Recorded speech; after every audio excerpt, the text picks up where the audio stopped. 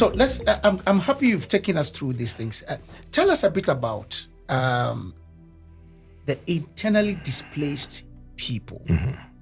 How are they different from, should I say, a typical refugee? What's the difference? A refugee is a refugee. Right. I mean, so he's coming from outside. A refugee is somebody who has crossed the borders of his or her country, Right.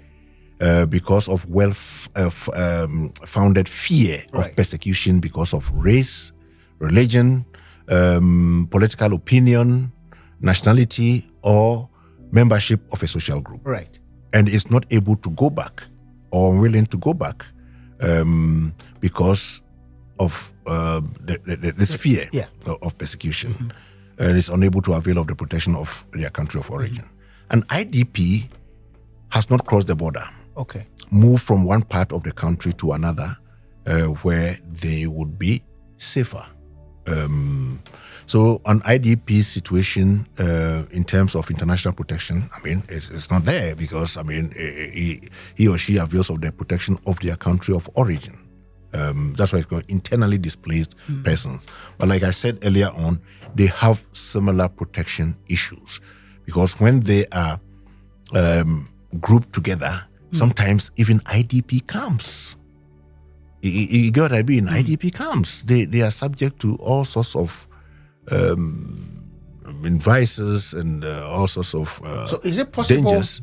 For example, you take a particular country where somebody says, I don't like where I'm staying, and then the community can decide to, knowing that UNHCR will take care of them, to cause what we call artificial commotion, just so that they can be moved to another settlement. That will not qualify. I mean, like I said, it must be it could be climatic reasons. Sometimes or civil war. Or civil war. I mean, civil war, and you are forced.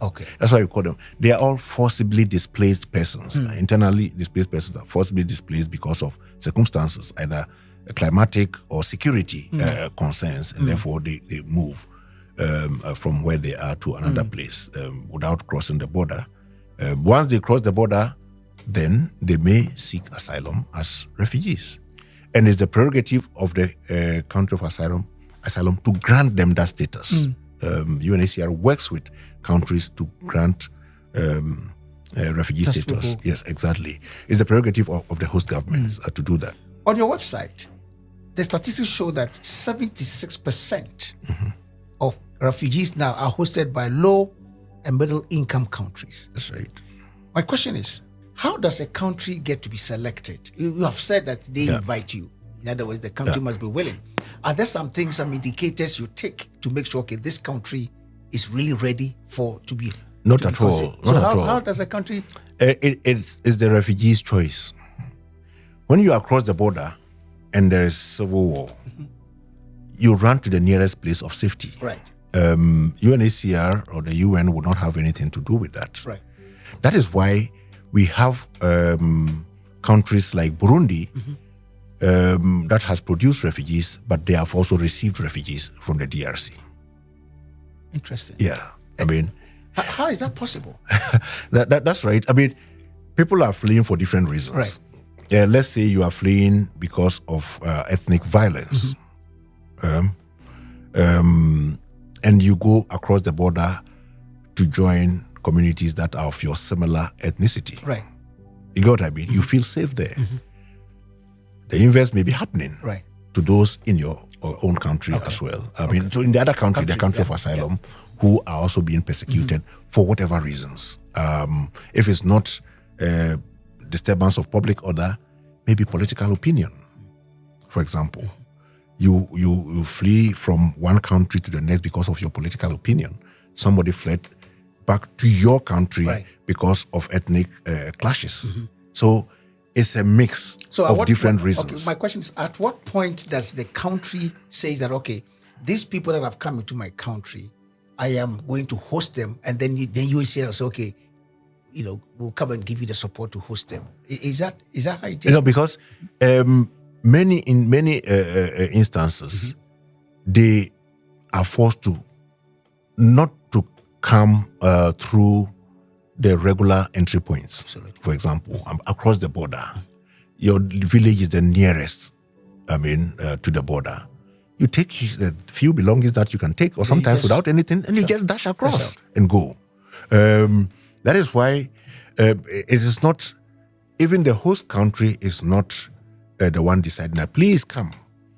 There are countries that receive refugees on resettlement. Okay. You get what I mean? But that there's a process for that. UNHCR and partners, and there are some people who, some countries who don't even need necessarily UNHCR in the middle to resettle refugees in from other countries for different reasons, because either for on health grounds, or they cannot avail of protection of the country of asylum, and so on and so forth. So the UN or even the host countries don't determine that, well, there are 1 million people across the border, and therefore, and by the way, all countries that have signed the convention have agreed not to turn people back at the borders. People who are seeking asylum are not to be turned back. Okay. So you are obliged to open your borders to receive them. And then you request the UNHCR to help you receive them, help you even screen them, help with interviewing techniques. If you have to grant individual status, because sometimes they come in mass due to disturbance of public order in mass, and the receiving country can decide to grant what we call prima facie refugee status. Without going through individual status determination, individual interviews, and so on, and so on and so forth. But in other instances, you may have to explain yourself why you are leaving your country to come to my country. Come onto my country, and it's the prerogative of the host government to grant you that asylum. If for any reason the host government feels that you don't merit to be considered a refugee in their country, but UNHCR thinks that you have a compelling case, we can grant status under our mandate, but it means you cannot live in that country.